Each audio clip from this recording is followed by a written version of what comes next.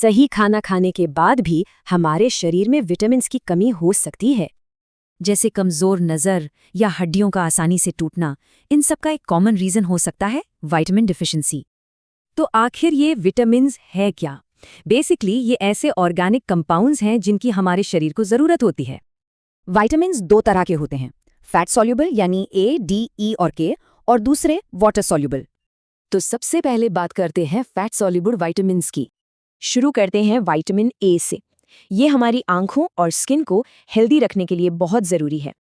इसकी कमी से नाइट ब्लाइंडनेस हो सकती है, मतलब कम रोशनी में देखने में परेशानी। इसे हम नेचुरल सोर्सेज जैसे गाजर, पालक और दूध से आसानी से पा सकते हैं। एग्जाम पॉइंट, विटामिन ए की कमी से नाइट ब्लाइंडनेस होता है, ये याद रखना जरूरी है।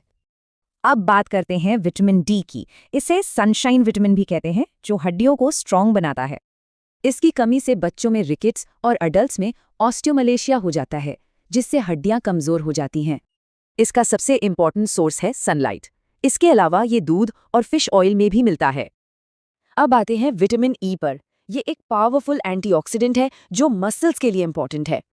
और अब विटामिन के यानी ब्लड क्लॉटिंग यानी खून का थक्का जमाने के लिए बेहद जरूरी है।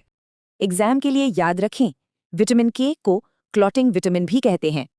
चलिए अब देखते हैं दूसरा ग्रुप, वाटर सॉल्युबल विटामिन्स। इसमें सबसे पहले है विटामिन बी कॉम्प्लेक्स, जो एनर्जी और नर्वस सिस्टम के लिए वाइटल है। अलग अलग बी विटामिन्स की कमी से बेरी या एनीमिया जैसी बीमारियां हो सकती हैं। खासकर B3 या नायसिन की कमी से पेलाग्रा होता है, जिसके 3 मेन सिम्टम्स हैं। और अब आखिरी लेकिन बहुत इंपॉर्टेंट, विटामिन सी। ये इम्यूनिटी बढ़ाता है और घाव भरने में मदद करता है। इसकी कमी से स्कर्वी नाम की बीमारी होती है, जिसमें मसूड़ों से खून आने लगता है। ये आमतौर पर खट्टे फलों जैसे नींबू, संतरा और आंवला में मिलता है। तो चलिए एग्जाम के लिए सबसे इंपॉर्टेंट पॉइंट्स को जल्दी से रिवाइज कर लेते हैं। ये हैं वो की पेयरिंग्स जो एग्जाम्स में अक्सर पूछे जाते हैं, इन्हें ध्यान से देख लीजिए। तो सबसे ज़रूरी बात यह है कि एक बैलेंस डाइट और हेल्दी लाइफस्टाइल बहुत ज़रूरी है।